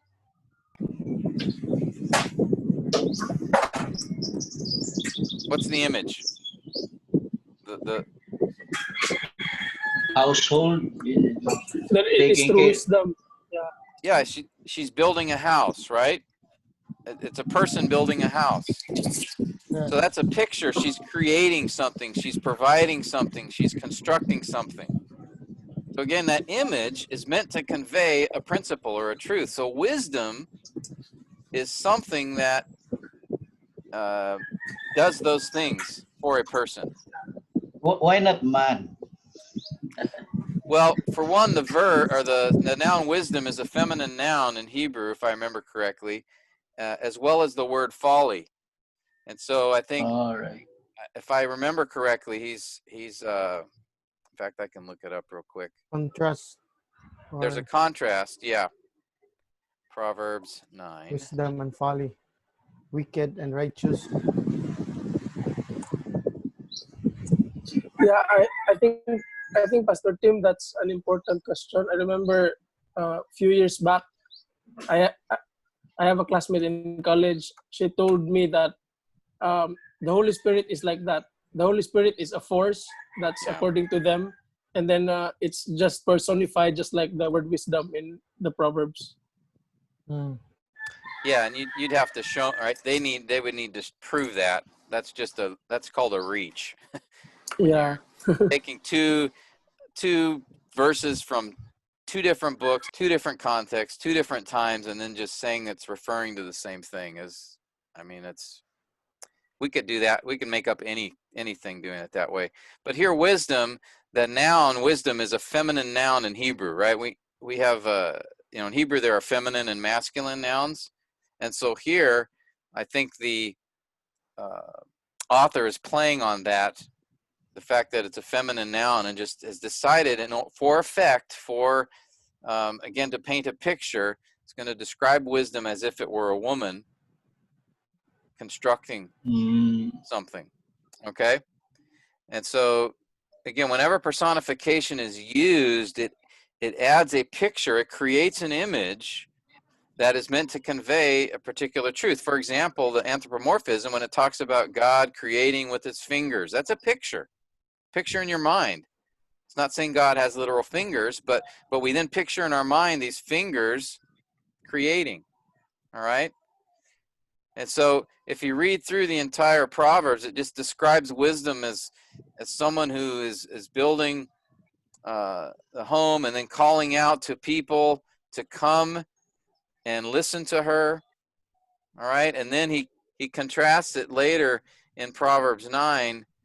In verse 13, he says the woman folly is loud. So he's chosen to use two women in contrast, wisdom and folly. And again, I believe the word for folly is also a feminine noun. Let me see if I can find it here real quick. Yeah, folly is also feminine. So that's that's demonstrating a skill as well by the author, right? Where he is showing using the fact in the Hebrew language these are feminine nouns, and he's decided to draw a comparison between someone who's wise and someone who's a fool.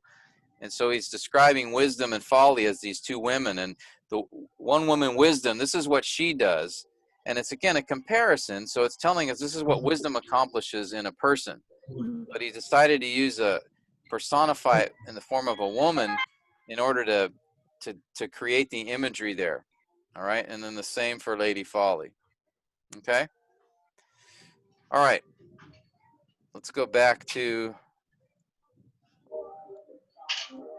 our notes here. Let's try to get a few more examples. And man, I'm intentionally doing a number of examples because I want you to see the ways different figures of speeches are used. Okay, so I hope I'm not putting everybody to sleep here, but the idea is just I want to expose you to these many different kinds so you get more used to seeing these different figures of speech. All right. William, have you done two? You've only done one verse, right? I've only done one. Okay, why don't you take Psalm 42 here? My tears have been my food day and night, while they sang to me all day long, where is your God?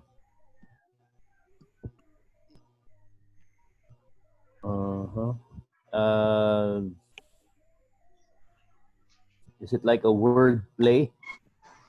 My tears have been my food all day long, while they say to me all day long, where is your God? It's Mayor Ism. It's like a pun. Okay, what would the pun be? My tears have been my food all day, day and night. So you're saying the pun is the tears. Hyperbole. It could also be like a substitution, a metonymy, one thing representing another, because these are both realistic things, or for that matter, there are real tears and there are real food day and night. But since they use it as a wordplay, is that right? Well, a wordplay would be taking, if tears and food sort of sounded alike or had a similar root. Tears and peers.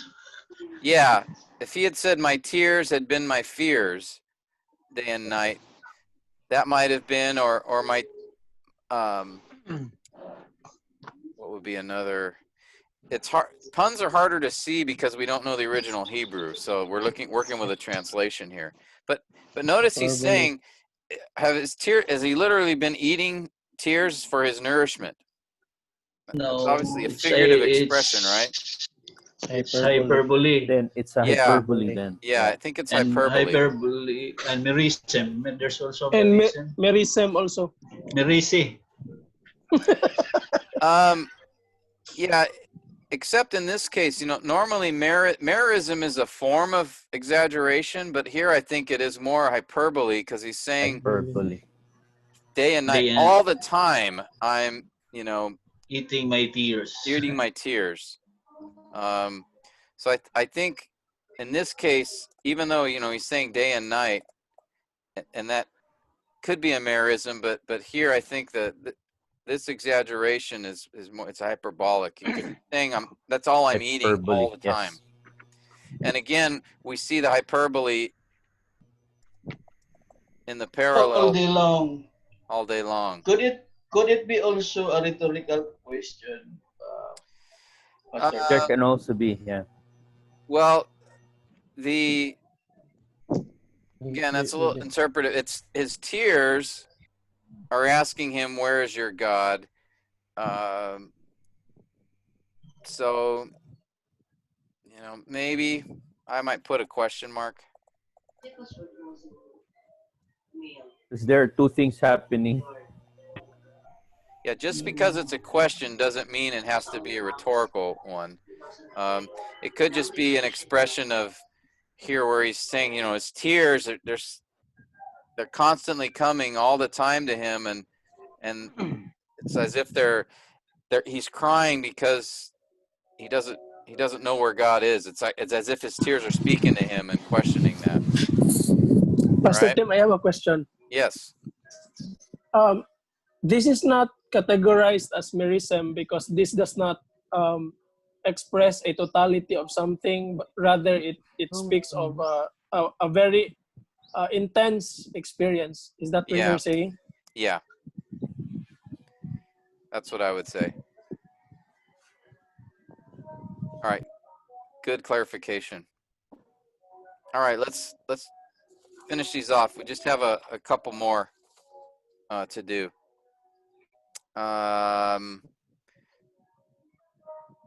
Let's see. Pastor Rex, if you're still there, can you take this next verse here? Oh, Psalm 33, verse 18. Interjection. The eye of the Lord is on those who fear him. Okay. Oh, there you are. Can you do this one Hello, for us? sorry. No, that's no problem. Yeah. Behold, the eye of the Lord is on those who fear him, on those who hope for his loving kindness. Personification, Anthropomorphism. Yeah, anthropomorphism. Since we're talking about God here, what is the anthropomorphism? I. The eye. Yeah. The eye of the Lord. Eye of the Lord. Okay, good. And any others? Interjection. Yeah, do you see The word that? behold. Behold. Yeah, behold. Yeah, behold. Interjection and where? On anything those else? who hope for his. No, nothing. Okay. Now there's. Yeah, it's about that. Notice there's something missing in the second line. The illusion, the eye of the Lord. Yeah. Yeah. And we haven't talked about this yet recently, but the eye of the Lord, we talked about it a little bit when we were doing parallelism, is not in the second line, but is assumed to be there, right? Technically, it's behold, the eye of the Lord is on those who fear him. The eye of the Lord is on those who hope for his loving kindness. That's the intended. Okay? But it's left out just for poetic effect, so it's not redundant here. So I would say, elision, or actually, the more correct term is ellipsis. And I'll talk about that next time we get together. Okay, so again, we see here several poetic devices used just in this one verse. All right, one more, and then we will call it a night here.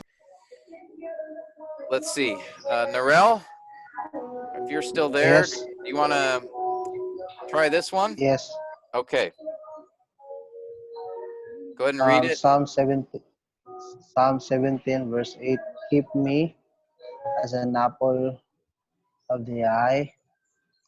Hide me in the shadow of your wings. Keep me as an apple of the eye. Hide me in the shadow. First is anthropomorphism. Kenya, ang second is hide Isomorphism. me, It's more of uh, idiom. hide Okay. me. Oh, anthropomorphism. What is the anthropomorphism? Where do you see that? Shadow of your wings. That's zoomorphism. Yeah, it's actually it's zoomorphism. Zoomorphism. Yeah. Zoomorphism. Okay. Okay, your wings. Okay. Any other figure of speech? Idiom, apple of the eye. Idiom. Idiom. Okay, why is that an idiom?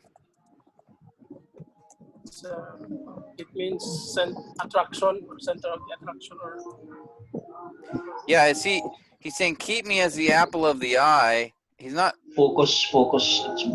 Yeah, literally this phrase in Hebrew is the little man of the eye. Okay, and if you were to do a word study on apple of the eye here, if you did a word study on apple, it actually isn't referring to an apple. It's literally little man. Now, apple of the eye is actually an English idiom. So it's interesting here. It's not necessarily a Hebrew idiom, it's an English idiom. Apple of the eye in English language is a reference to the pupil. The pupil's called the apple of the eye. Here, literally, the Hebrew is the little man of the eye. So there's not a little man in the eye, but it's referring to the same thing, the pupil. So he's saying, keep me as the pupil. Now, does he literally mean that? Or is that a figurative expression? What's he saying here? Make me your focus. Okay, could watch be make over me. your focus or protect me. Right? What do we do when something's approaching our eye? We fiercely protect it, right? Yes. Yeah. It's a sensitive part of the body, and so we react very strong. Like if something comes towards our eye, we respond, we protect it. So I think that's the imagery here, because notice he says, hide me in the shadow of your wings. This parallel idea, so it's the idea of protection. Okay. Yeah. Protection. I have a different idea about that, Pastor Tip. Okay. And because your idea is like a pupil in the eye. So does a person protect his eyes?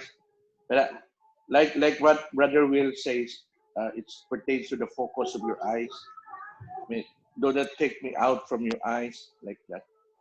Yeah, and again, if you just took this by itself, that's a possibility. But we have to notice first the word keep me. That's a verb that has the idea of protect. Yeah. And then hide me is also the idea of protect. So here I think it's the idea is protection. Yeah. Okay, so again, if we're just looking at the apple of the eye, one possibility is focus, attention. Yes. But because of the other words in the verse, I think it moves us towards the concept here is protection. All right? Pastor Tim, along with that, because if the idea here is protection, all the more like directly connected to keep me as the apple of the eye, using it based on the Hebrew, the little man of the eye. Hey, if you're a little man of the eye, or especially the eye, then it all the while goes into the idea of protection. You protect a little man. Yeah, and is that a stretch? Yeah, we'd have to kind of look into how did that evolve. What's the etymology? What's the origin of that phrase, the little man of the eye? It's obviously an idiom in Hebrew, because there isn't a little man in your eye, and even your pupil is not shaped like a little man. It's shaped like a circle. So we'd want to look and do a word study as to how that developed, from that, so. Sorry. Yeah, go ahead, forgive Will. me. Stretching it a little bit further, just trying to stretch it, taking this opportunity. Scientifically, the way our vision works is internally or biologically internally in our own cornea, everything is upside down and it's little. Right. Isn't that right, scientifically? So could that be also, even at that time, they knew that? Could it be possible? Because it's really interesting for them to use this particular idiomatic expression, which is based in Hebrew and not an English expression. Pastor Tim. What do you think? You think it's a stretch, Pastor Tim? Yeah, you'd have to again look into how it evolved. And again, we want to understand the original audience. Okay. How they would have interpreted or understood the expression, not how we might in our day looking back. All right, so it's certainly a legitimate question to ask, but yeah, Kenneth. Yeah, are you saying that what really the psalmist is saying is that keep me or protect me as one would with the little man of his eye, or as the apple of his eye, something like that? No, the little man of the eye is literally, it's an idiomatic expression in Hebrew of the pupil. Okay, so the little man and the eye actually equals the pupil. So he could have said keep me as the pupil, but he uses the idiomatic expression, which is literally little man of the eye. And so the question is, how did that expression come about? And so, Will was offering some possible ideas. I frankly don't remember how this expression came about, but I know it is an idiom referring to the pupil. All right. And so that's why the translators took an English idiom, apple of the eye, to kind of give it that figurative expression, but in a way that an English reader, at least a Western English reader, would understand it. Okay. So I think they did a good job in trying to match the idiomatic kind of expression here. It's just the literal expression in Hebrew is different than that of English. All right.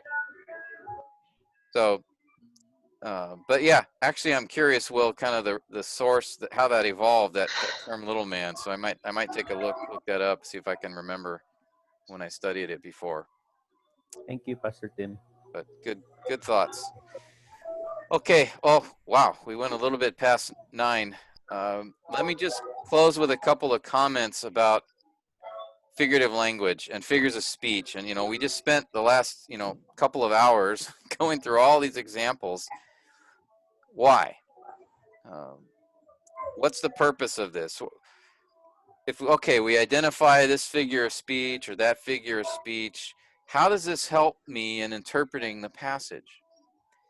And I want to submit to you the idea here is trying to identify a figure of speech forces us to more deeply think about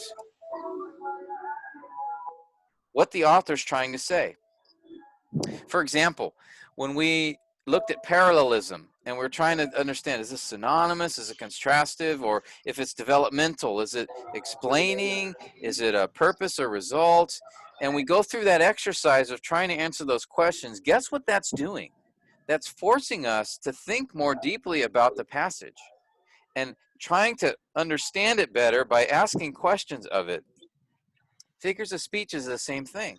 As we're trying to think about, is this Mayor Ism or hyperbole, or is this an idiom expression, or is it literal? And if it's a comparison, what kind of a comparison is it? Is it a stronger comparison or weaker comparison? All of these questions help us to be thinking about what the author's trying to do here and what he means. So if the author uses, somebody asked a question about wisdom being represented as a woman, and that was a figurative way to do that. It's personification. And we're asking, well, why did he do that?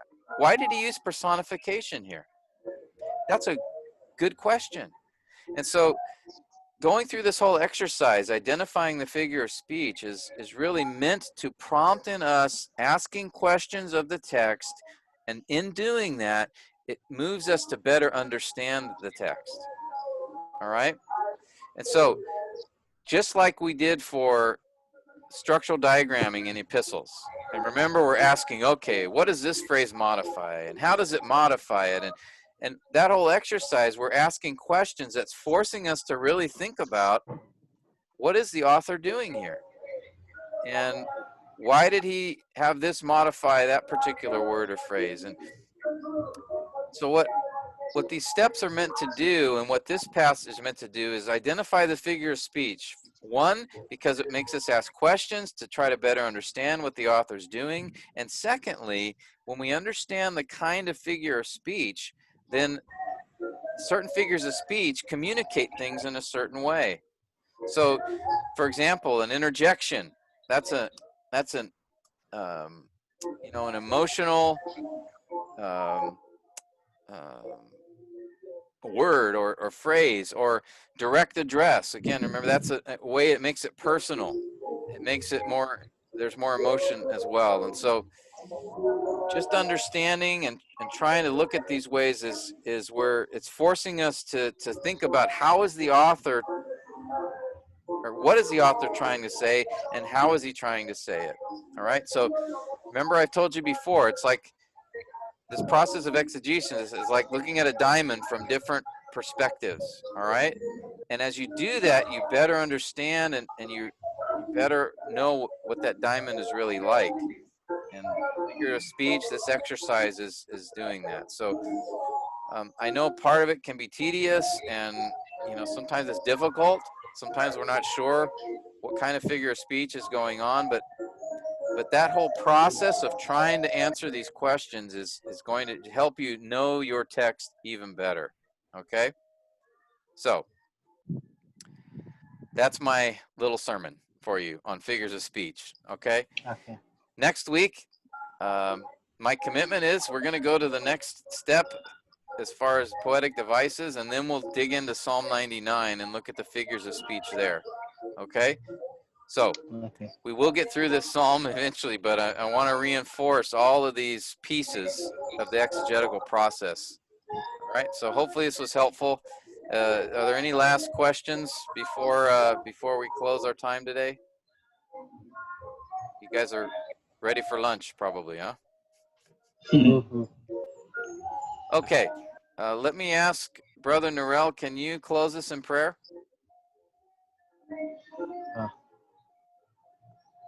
Yes, yes, Thank Pastor you. Tim. Lord, thank you for the opportunity makagather me, O God, for this wonderful